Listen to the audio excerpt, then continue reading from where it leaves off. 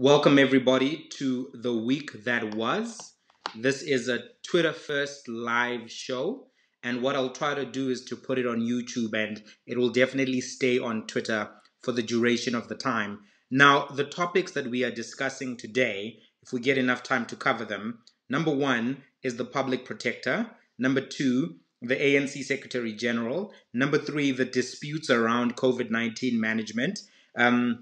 The differentiated responses, the police minister versus the Democratic Alliance, the finance minister versus the Democratic Alliance, all of that falls under the COVID-19 management disputes. Action SA being approved as a political party, Norma Mngoma versus Malusi Gigaba, and what this means for his political career. And if we have some time, we'll look at the civil service disputes. What I'm going to try to do today strictly is to do all of this within 30 minutes. So I know that we have been taking some time in previous versions of this, but today I'm trying to aim for 30 minutes, and that means I'm going to be trying to dedicate at least 5 minutes to a topic, but after 5 minutes, gotta move on. Gotta move on after 5 minutes. Now, if you're watching this for the first time, if you've not been here before, thank you so much for being here. I really would appreciate a retweet just to let people know that it's happening. If you think it's dope and you think people should be watching, I would absolutely appreciate that. But just to explain the context of this conversation, number one,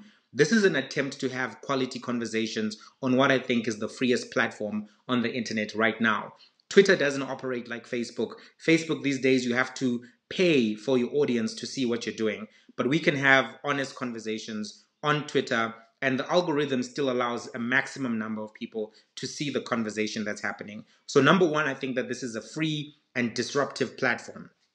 Number two, this is almost to challenge this narrative that there is an incapacity to have quality conversations on Twitter. And I think that's untrue. I think we can have quality conversations on Twitter. I think we can actually engage ourselves and enhance our understanding of a variety of issues here on Twitter. We don't have to go anywhere else. And actually, the problem with anywhere else these days, whether it's Daily Maverick, ENCA, or other platforms, is that oftentimes people don't get to speak very freely, and they don't get to speak in a manner which they can actually call out some of the stuff that they're seeing. So you have a lot of factional interests there. You have a lot of concern around advertising dollars and what will happen to those rands, and that affects the robustness of the newsroom. So some newsrooms will never touch certain topics. Some newsrooms will never touch certain people because the media is factional, the media is biased, the media also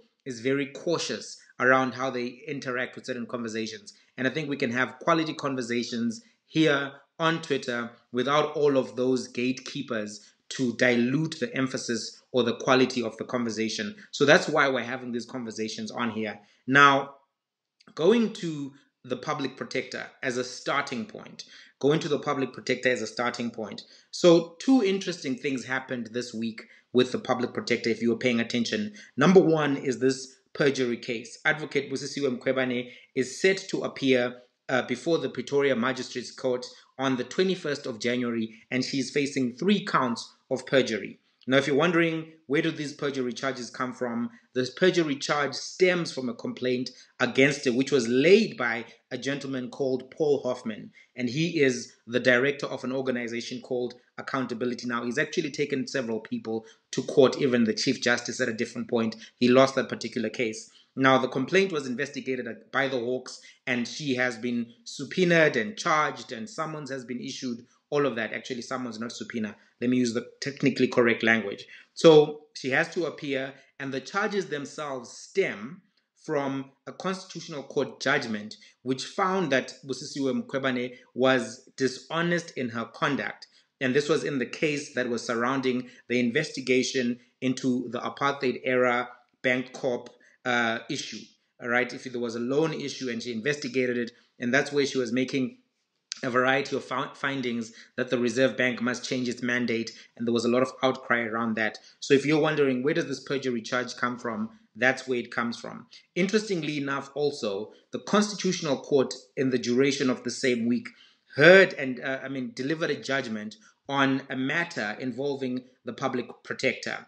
And that judgment had to do with her subpoena powers for people's financial information that is held by SARS. And she actually lost that particular case. The court deemed that while she may have merits for seeking this particular information, the methodology which she had pursued in this particular instance was not correct. And I'm giving a very, very quick summary. But what the court also did, and this judgment was delivered by Justice Mbuyiseli Madlanga, what the court also said, and this is where it actually gets interesting, is the court made a very, very harsh finding against its lower court in the sense of the cost orders that they had been allocating. And I want to make sure that I read certain sections of the judgment to make it clear that what the court said and why that particular matter mattered. So what the court said is the following. What Justice Madlanga said is the following. However, courts should not grant personal cost orders against the However, courts should grant personal cost orders against the public protector only when that is warranted. Only when that is warranted. And then he went on to say, there appears to be a developing trend of seeking personal cost orders in most, if not all, of the matters involving the public protector. He went on to say the following. Courts must be wary not to fall into the trap of thinking that the public protector is fair game for personal costs awards. Courts must be wary not to fall into the trap of thinking that the public protector is fair game for personal cost awards.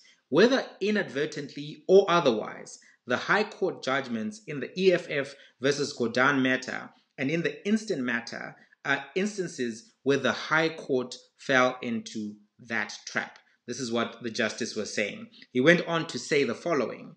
What is particularly disturbing is that it is clear that the applications and awards are not always justified. It is clear that the applications and the awards are not always justified. That much is apparent from the fact that two out of three personal cost awards that have come before us, including this one, have been set aside. Now, that's strong language coming from the justice. And it's quite an indicator that there has been some problematic behavior coming from the lower courts, or rather behavior that is cause for concern. So in this unanimous court decision where the cost order was set aside, the Chief Justice also said the Public Protector's Office is more important than any incumbent.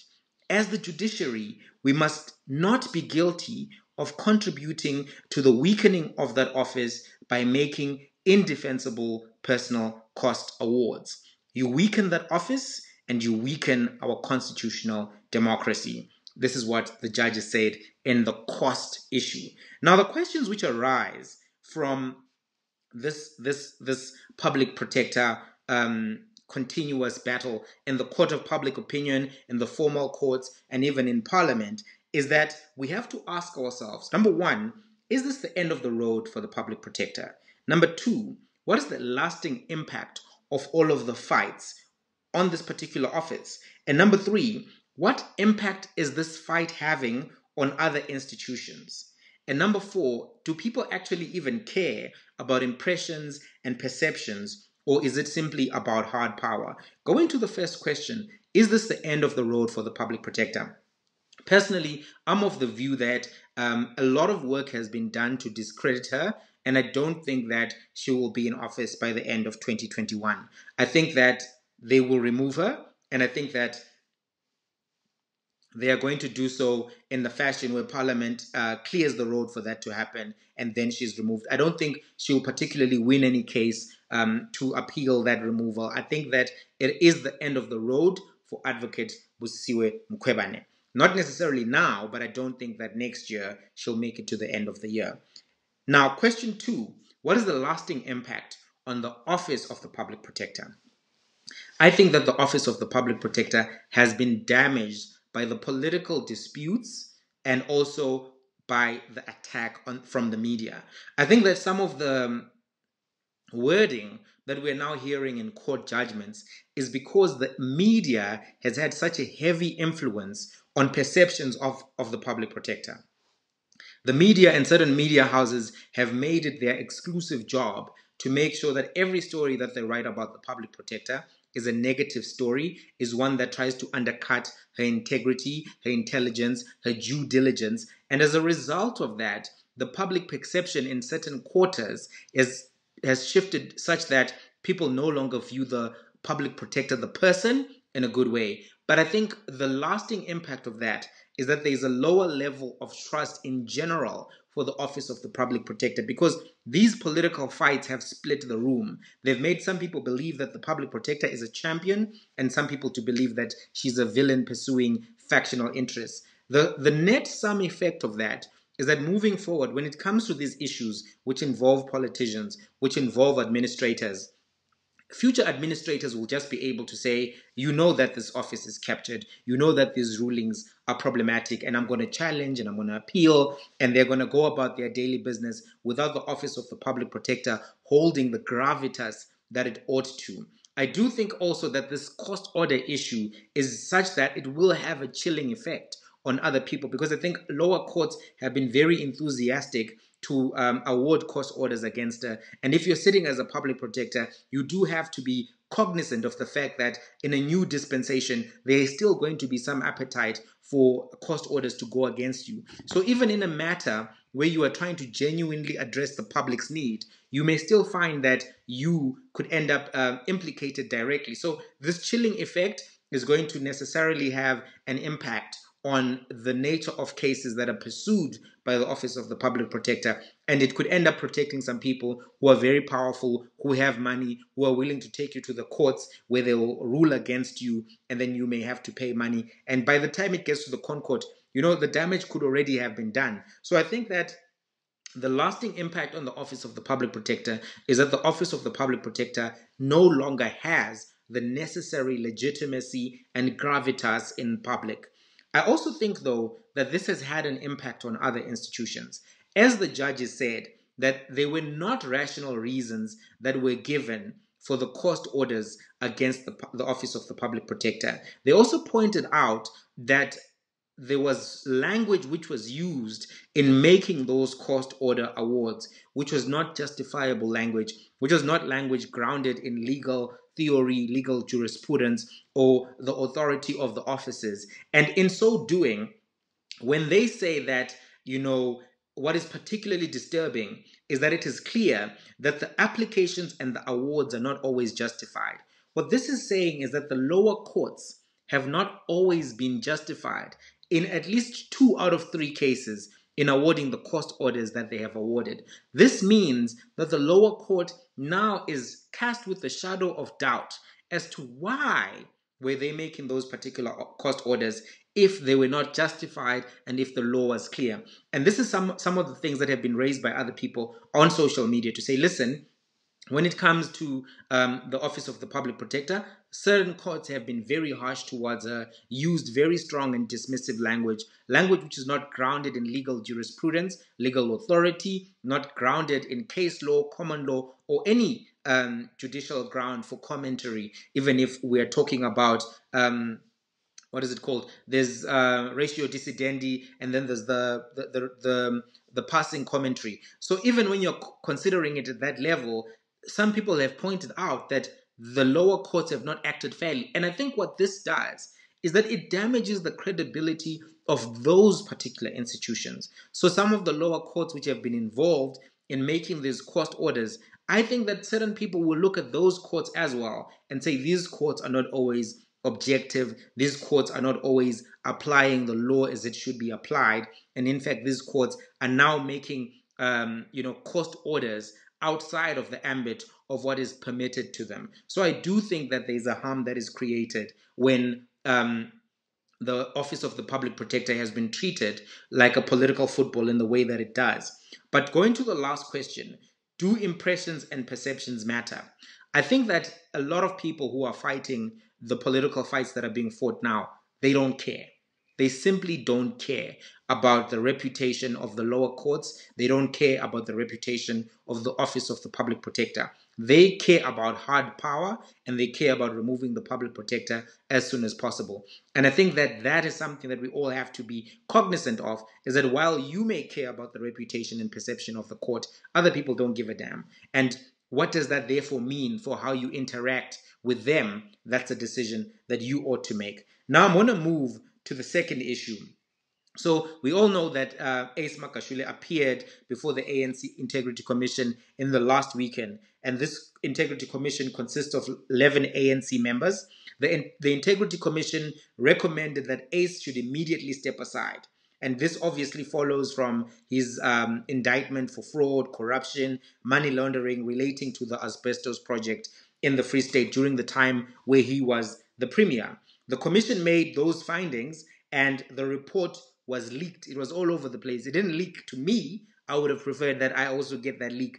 But obviously it leaked to the people who needed to write about it in the Mavericks and whatever other publications where they write about this consistently. What the ANC Integrity Commission highlighted was an NEC resolution in that 6 to 8 August weekend, and the resolution read as follows. Cadres of the ANC who are formally charged for corruption or other serious crimes must immediately step aside from all leadership positions in the ANC, legislatures, or other government structures pending the finalization of their cases. In cases where this has not happened, such individuals should be instructed to step aside. So they say that if Ace doesn't step aside, the NEC should step in and make him step aside. Ace himself has said he's not going to step aside, and Pulemabe, the spokesperson of the ANC, said that the Integrity Commission's report will be tabled for discussion before the party's NEC like any other report, and this was not likely to happen before Christmas. So it's now a matter for early next year. So the questions really around this are, for me, we are in the end game. But what does that end game necessarily look for Ace, for Cyril, and for the organization? It may not look the same for everybody depending on how you're looking at it. Because I think that Cyril right now may have the upper hand. I don't think that there's a way that Ace is going to wiggle out of this particular resolution. It's a clear resolution. He's clearly charged.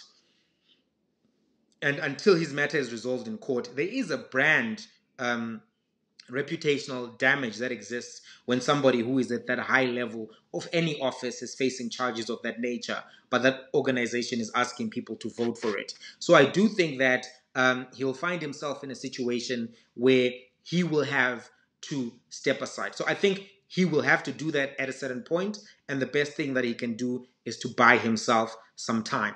Having said that, though, I'm not convinced that this is a win for the Cyril Ramaphosa faction, because simply because he stepped aside doesn't mean that the fight is over. I still think that there is a possibility that we're going to see a backlash, because there have been other people who have been implicated in corruption, corrupt dealings, Jeff Makubo being one of them, Kusela Diko and her husband being another. There are several people who, even though they may have stepped aside from their position in one way or another, are still not in the same attacking line that some perceive Ace to be in. So it's going to be very difficult for everyone who has been implicated in corrupt activities on the Cyril Ramaphosa faction to continue to operate in the way that they have when Ace has stepped aside. What we could actually see is a very strong backlash, because right now it's still a theoretical reality that Ace could step aside. But what we will see when he steps aside is that there could be a very strong backlash. But I actually think that whatever happens, I don't think that the ANC is going to be as strong as it used to be as a result of this particular fight. The difference between the Mbeki faction is that they didn't have these fights in public. They didn't push back. The Zuma faction pushes back. They fight back, they kick back, and they're not willing to step aside and silently let go of power. They want to contest that power, they want to be involved, and they want to make sure that they fight till the bitter end. Now, that could harm the longevity of the ANC project. I mean, the ANC has been around for such a long time that I think some people think that it can exist forever, regardless of anything that happens to it. But I think that there's a real risk this time around that the ANC could be compromised irreparably if these fights continue well into next year.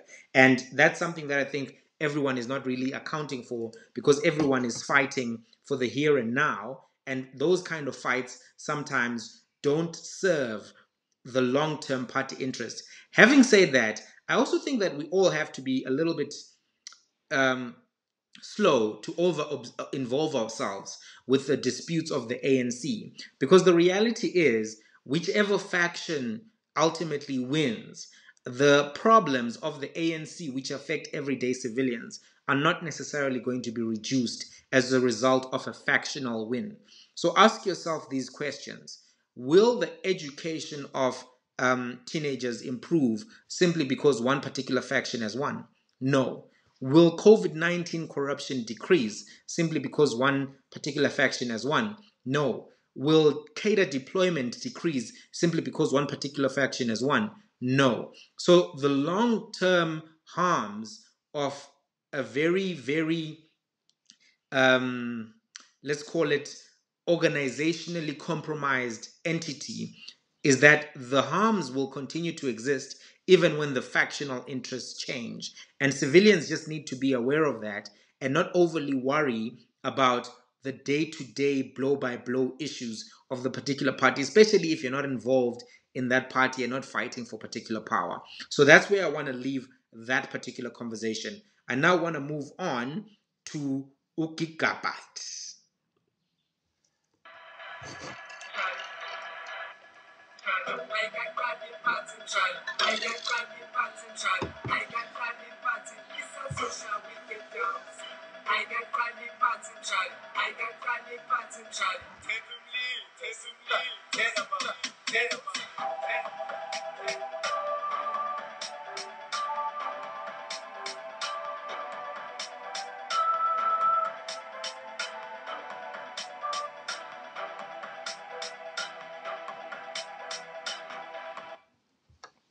Right.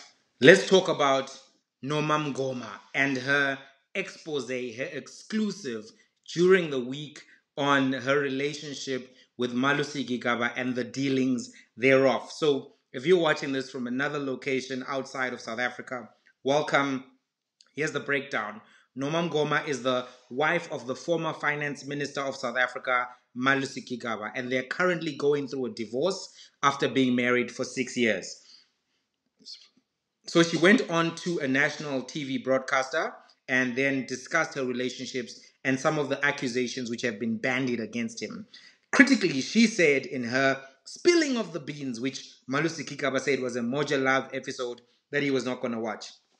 To be honest, I think that he watched it. I think he is so invested in this process that he definitely watched it. He may not have watched the first airing, but he probably had someone to watch it to report to him, and then you probably watched it the next day. It's currently available on YouTube. You can watch it on the ENCA channel. It's received a lot of views. So critically, it's not something that can just be overlooked because Malusi Gigaba feels one particular way about it. So having said that, this is what she said. She said that Gigaba received bags and bags of money and gifts. That's one, from the Guptas. She said, and they didn't probe this further, but I think that other bodies may probe this further. She said that he asked her if she still remembered when he was in discussions with the Guptas discussing allocations of positions. Now that's critical because that's the central accusation of state capture, is that the Guptas were the ones appointing people to critical positions in the state outside of the normal processes of allocation. So it's undue delegation or unjust delegation. It's an unlawful activity and is part of the center of state capture. So she said that he asked her if she remembered him having those conversations with the Guptas. She said, "No, I don't remember." But that allegation in and of itself implies that actually Malusi Gigaba was having those kind of conversations. She also made something which I think everyone acted like it doesn't matter, but it does matter, because she said that she was very shocked by the comments he made against Jacob Zuma on CNN because Jacob Zuma treated Malusi Gigaba as a son. She said that it was almost a betrayal of sorts. Now, if you ask yourself, what impact does this have on Malusi Gigaba's career? I think that this whole fiasco does have an impact on his career. I've seen ANC cadres say that there's no impact. Gigaba is a child of the ANC. He will rise again like a phoenix or something. So that's some of the positions of young ANC leaders that are in my social circles. But I really think that these young ANC leaders fail to consider this reality. Malusi Gigaba was somebody who had this gravitas around him.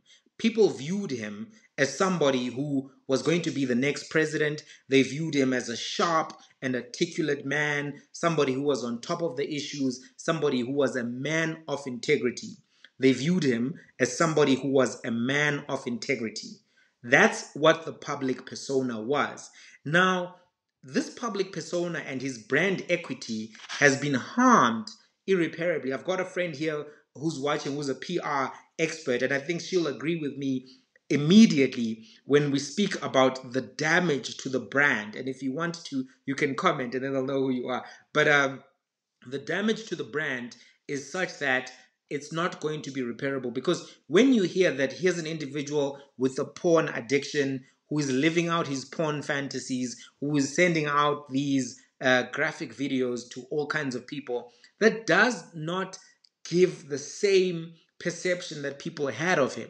And secondarily, that he was taking bags and bags of money from people who are implicated in nefarious activities. That doesn't indicate that, one, he's the man who is above reproach, a man of high moral standing, a man who's on top of the issues. It indicates that here's a man who was indulging and giving into his desires and lusts, lust for money, lust for pleasure. And that, I don't think, is something that you can easily put back into the bottle, so to speak. I think those perceptions will continue to exist.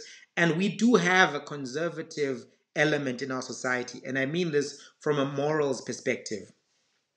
Abantu abadala, the elders, they don't like to hear these kind of things, and they don't like to hear that people are participating in this kind of activities. And these kind of activities are not going to be like welcomed in rural areas. They're not going to be welcomed in a lot of places. So when you think that the argument being made is that no, there's no harm to Malusi Gigaba's brand, I don't think that's necessarily true. I think there's been a lot of harm to his particular brand. And also, I think that one of the challenges that Gigaba himself faced is that he never really maintained grassroots supports as he became a minister in a variety of portfolios. I think he took his grassroots support as being a given, and as a result, he didn't maintain it in the way that he would have needed to. So his public persona is engaged with by many people through the media, through these kind of interactions, through these kind of scandals. And when all that is there prevalent in the discussions about you are the scandals, the drama, the sex tapes, and all of that kind of stuff, I do think that that definitely harms your likelihood for a successful comeback into mainstream politics. He may remain somebody who is an influential backbencher, or rather, not even a backbencher, like a policy insider, but I don't necessarily think that he'll be able to get back to the front lines of mainstream politics, especially under this new Cyril Ramaphosa dispensation. If Cyril were to win a second term, Gigaba is still out in the wilderness. But if someone else from Cyril's camp also wins after Cyril, then it means that he's out in the wilderness for much longer. I think that there are also concerns that have hurt his brand, is that betrayal allegation. That betrayal allegation is a big allegation, because people who are principals, the ones who are leading a political party, a political faction, they need to know that they can trust and depend on you. They need to know that you are a go-to person and can be a keeper of secrets. When you get to a particular point where that information is no longer guaranteed, because this is what she was alluding to, and I think she was making an attack on him at an ANC level to say Jacob Zuma viewed this guy as a son, and his behavior was that of a betrayer, a Judas. I think that puts a chill on anybody who may be thinking about, relying on Gigaba in future. And I think even though people are saying he will come back, he will bounce back, it's going to be very difficult for him to fix his external brand, but also to fix his internal brand, because I think his internal brand has really been damaged. Having said that, I think that there's nothing really new that Norma said for everyone, but I think it confirmed for a lot of other people, and potentially she may also be a witness who appears against him, because if this divorce goes through, and now she's no longer got any reason to protect him or any reason to, try to shield him from the same level of scrutiny everyone else has. And maybe this is also what she was trying to signal to him. Personally, I do not hold her to blame for feeling the way that she does towards her estranged husband. The reason is he put her through a lot. And I'm not sure what is on those devices. There seems to be something on those devices that she wants back so badly that is to the cause where you can get someone arrested, etc., and make allegations. But if you've had me arrested and I've been your wife, I've shared a bed with you, and I've had your children, that's we're past the point of no return there. We're no longer in any cordial relationship. We're now at war as partners. And I think that's the point where she reached. So it would be unfair to expect her to be a ride or die, to not snitch or anything like that, because he actually threw her under the bus when he got her arrested. That's my personal opinion, not a political opinion, just a personal opinion. Now, I want to move on to COVID-19 restrictions. Then I'm going to end it because I promised that it will be 30 minutes and I've gone on a bit longer. So the other topics I'll have to discuss at a later stage. But in discussing the COVID-19 restrictions, so we saw a variety of restrictions, and I'm going to focus on these beach fronts and everything like that. I really think that the Western Cape should have been given the same level of restrictions as everybody else.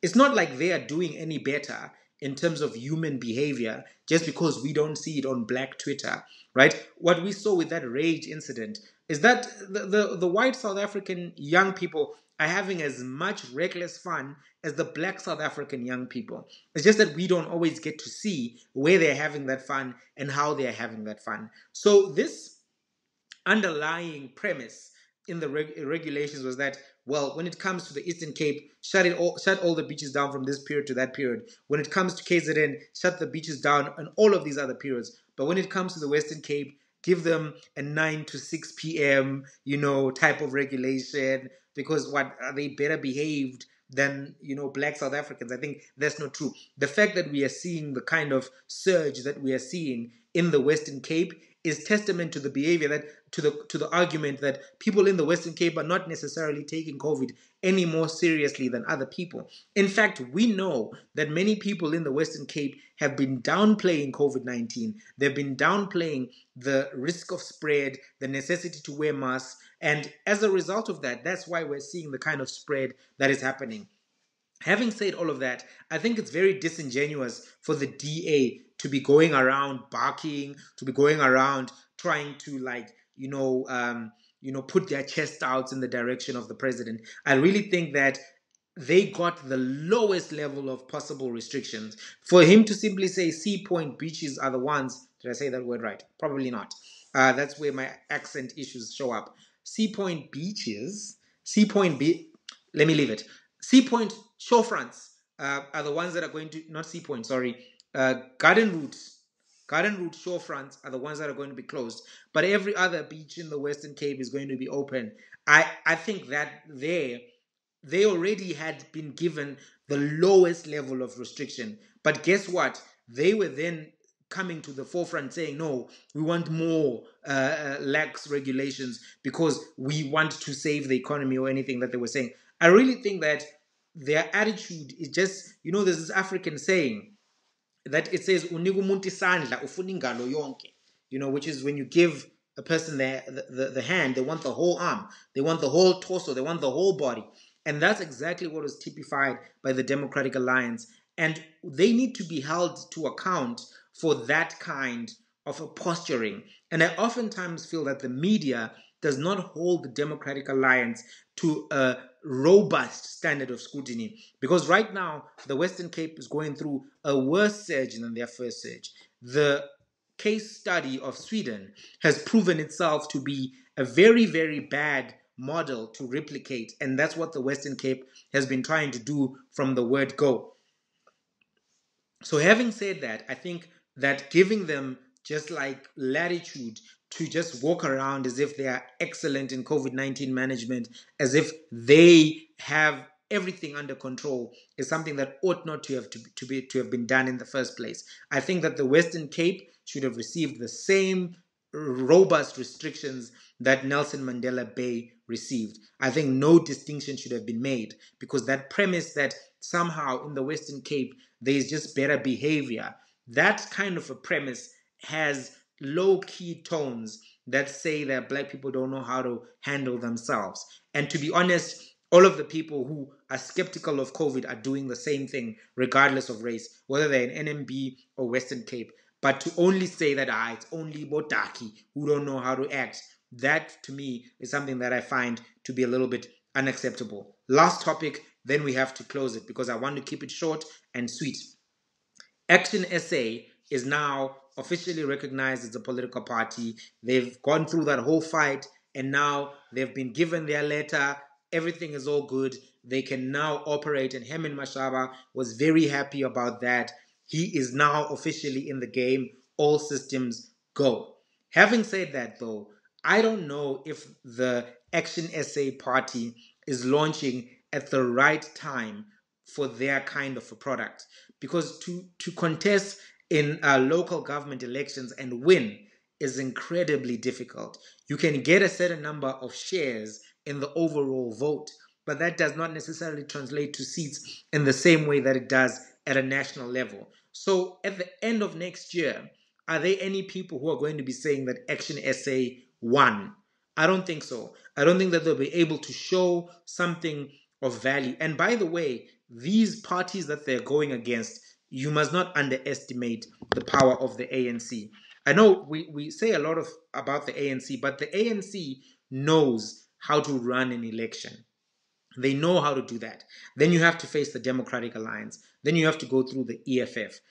By the time those three parties have been running in a particular municipality, the odds of people giving you benefit of the doubt are very low. The odds of you even cracking a threshold of a percentage that is critical are very low. So I think what I'm trying to say here is I'm not particularly sure that the strategy of Action SA to run in 2021 is one which is going to yield the kind of results that will lead the party to have longevity after the fact. Of course, the gentleman at the helm has lots of money. We don't know how much money he has, but lots and lots of money that he's got. So that's going to help them in terms of longevity. Some of his policy issues are very attractive to voters.